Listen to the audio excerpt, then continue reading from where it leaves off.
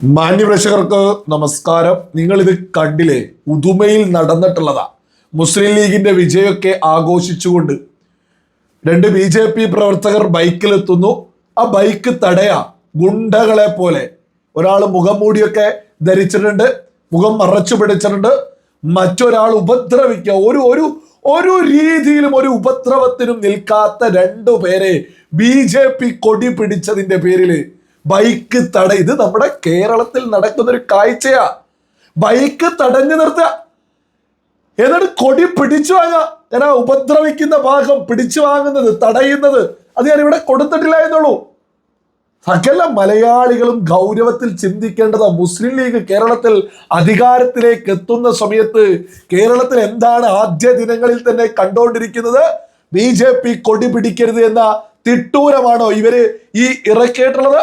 മറ്റൊരു കാര്യം ഞാൻ എടുത്തു പറയാ, നമ്മുടെ കേരളത്തിലെ മാധ്യമങ്ങളൊന്നും ഇതൊന്നും വാർത്തയാക്കിയിട്ടില്ലെങ്കിലോ രാജ്യത്തൊന്നടങ്കം ഉത്തരേന്ത്യയിൽ ഉൾപ്പെടെ സോഷ്യൽ മീഡിയയിൽ എക്സിലൊന്ന് കയറിയാൽ മതി, എക്സ് പ്ലാറ്റ്ഫോമിൽ ഒന്ന് കയറുക, എന്നിട്ട് കൃത്യമായിട്ട് ഉദുമ BJP മുസ്ലിം ലീഗ് എന്നൊന്ന് അടിച്ചാൽ മാത്രം മതി.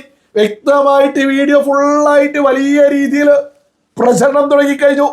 കേരളത്തിൽ മുസ്ലിം ലീഗ് അധികാരത്തിലേക്ക് എത്തിയ സമയത്ത് എന്താണ് കേരളത്തിൽ നടക്കുന്നത്? പല രീതിയിൽ പല കോലത്തിൽ ഇത് പ്രചരണം നടക്കുന്നുണ്ട്. എന്നാൽ നമ്മുടെ കേരളത്തില് ഒരു തരത്തിലും മാധ്യമങ്ങളൊന്നും തന്നെ ഇത് ഗുണ്ടകളെ പോലെ എത്തിയിട്ട് BJP കൊടി പിടിച്ചതിന്റെ പേരിൽ തടഞ്ഞു നിർത്തുക.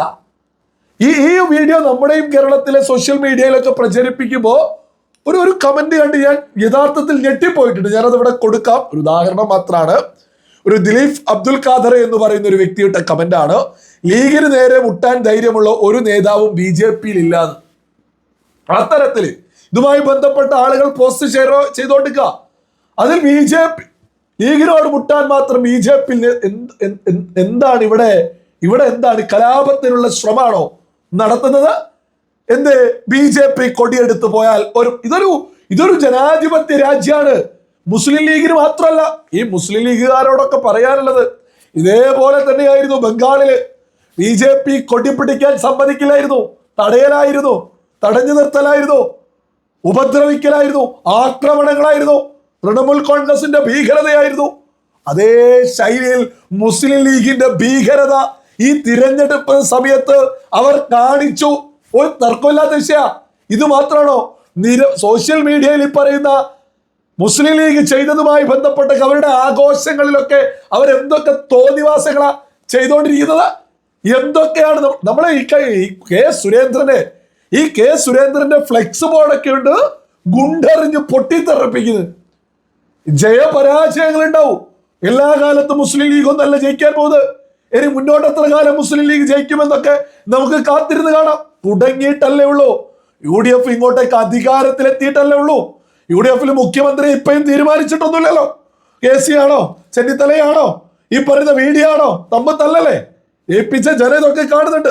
ഇനി എത്ര കാലം മുസ്ലിം ലീഗ് ഈ പറയുന്ന UDFിനെയൊക്കെ കേരള ജനത തെരഞ്ഞെടുക്കുമെന്നൊക്കെ നമുക്ക് കാത്തിരുന്ന് കാണാം. ഇവിടെ BJP കൊടി പിടിക്കുന്നതിന് വരെ തടഞ്ഞു നിർത്തി ഗുണ്ടാപ്പണിയെടുത്ത് മുസ്ലിം ലീഗ് രംഗത്തെത്തുക. ഇതിനാണോ കേരളത്തിലെ ജനത UDFിനെ അധികാരത്തിലേക്ക് എത്തിച്ചത്? മുസ്ലിം ലീഗ് നേതാക്കന്മാർ ഇതിനെതിരെ നടപടിയെടുക്കണം. ഈ തടഞ്ഞു വെച്ചവന്മാരുടെ ഫോട്ടോ സഹിതം മുസ്ലിം ലീഗിന്റെ സംസ്ഥാന കമ്മിറ്റി അവരുടെ സോഷ്യൽ മീഡിയയിലൂടെ തന്നെ പുറത്തുവിടണം. ഇത് കേരള ജനതയുടെ ആവശ്യം. മുസ്ലിം ലീഗിന് വോട്ട് ചെയ്തിട്ടുള്ള ജനങ്ങളോട് എന്തെങ്കിലും കൂറ് ഈ പറയുന്ന മുസ്ലിം ലീഗ് നേതാക്കന്മാർക്കുണ്ടെങ്കിൽ ഈ പ്രവർത്തകരെ തള്ളിക്കളയണം. സാധിക്കോ? ഇത്തരം ആളുകള് കെ സുരേന്ദ്രന്റെ ഫ്ലെക്സ് ബോർഡൊക്കെ ഗുണ്ട് വെച്ച് പൊട്ടിത്തെറിപ്പിക്കുക. BJP വിജയിച്ച 3 മണ്ഡലങ്ങളെ നോക്കിയിട്ട് കേരളത്തിലെ മുസ്ലിം ലീഗുകാർ കണ്ടുപഠിക്കണം. കേരളത്തിലെ 3 സീറ്റുകൾ മുസ്ലിം ഈ പറയുന്ന BJP വിജയിച്ചിട്ടുണ്ട്. കണ്ടുപഠിക്കണം മുസ്ലിം ലീഗുകാർ. ഒരു തരത്തിലും ഒരു മുസ്ലിം ലീഗിന്റെ ഈ പറയുന്ന ഒരു പ്രവർത്തകന് നേരെയും ഒരു ആക്രമണമില്ല, ഒരു തടഞ്ഞു നിർത്തലില്ല, ഒരു തെറിവിളികളില്ല, ഒരു ഗുണ്ട് പൊട്ടിക്കലില്ല. ഏതു തരത്തിൽ ഗുണ്ട് പൊട്ടിക്കുക? മത്സരിച്ച എതിരാളിയുടെ ഫോട്ടോ വെച്ച് പൊട്ടിത്തെറിപ്പിക്കുന്ന ഒരേർപ്പാട് കേരളത്തിൽ BJP വിജയിച്ചിട്ടുള്ള 3 മണ്ഡലങ്ങളിൽ നടന്നിട്ടില്ല. 3 മണ്ഡലങ്ങളിലും. അത് കേരളത്തിലെ മുസ്ലിം ലീഗിന്റെ പ്രവർത്തകർ മുതൽ നേതാക്കന്മാർ വരെ കണ്ടുപഠിക്കണം. എത്ര തോന്നിവാസാണ് മുസ്ലിം ലീഗ് ചെയ്തു കൂട്ടിക്കൊണ്ടിരിക്കുന്നത്. KT ജലീൽ പരാജയപ്പെട്ട സ്ഥലത്ത് ഒരു ജീവിയെ ഏത് കോലത്തിലേക്ക് കെട്ടിത്തൂക്കിയിട്ടുള്ളത്. മുസ്ലിം ലീഗ് BJP കണ്ടുപഠിക്കണം. ബംഗാളില് എന്താ അവസ്ഥ? BJP വിജയിച്ചതിന് ശേഷം അവിടെ കോൺഗ്രസിന്, അവിടെയുള്ള CPM-ന്, തൃണമൂൽ കോൺഗ്രസ് അടക്കി പിടിച്ചിട്ടുള്ള അവരുടെ ഓഫീസുകൾ, ആരുടെ? കോൺഗ്രസിന്റെയും CPM-ന്റെയും ഓഫീസുകൾ BJP ബംഗാളിൽ അധികാരത്തിലെത്തിയിട്ടാ തിരിച്ചു കിട്ടിയത്. പെയിന്റ് അടിച്ച് ആഘോഷിച്ച് മുന്നോട്ട് പോവാ കോൺഗ്രസ് CPM.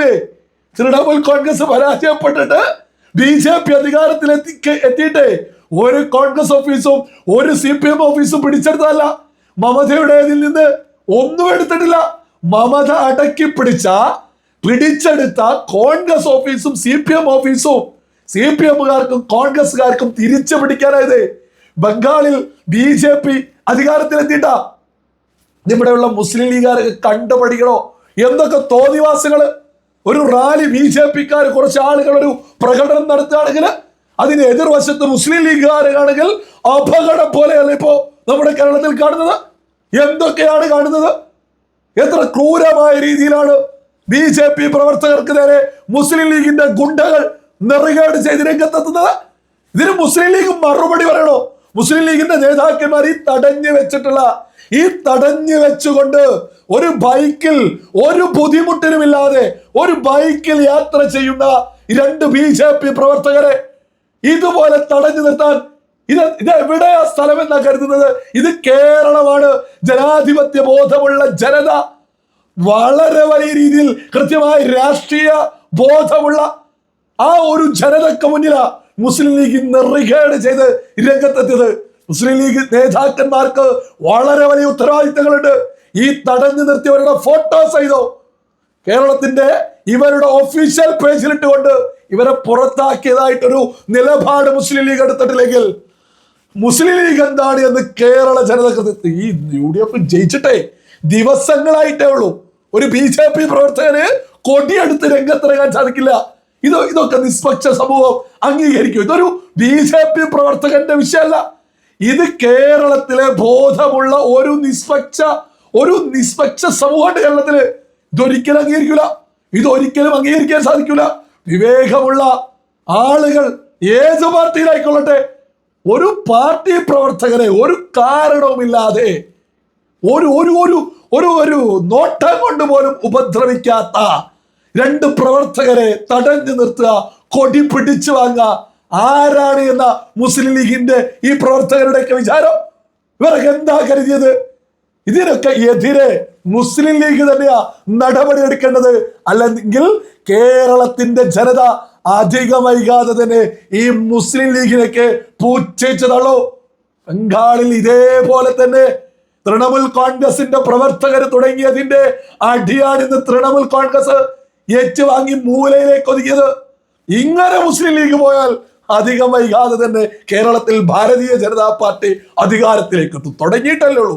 നമുക്കേതായാലും ഇതൊക്കെ കാത്തിരുന്ന് കാണാം.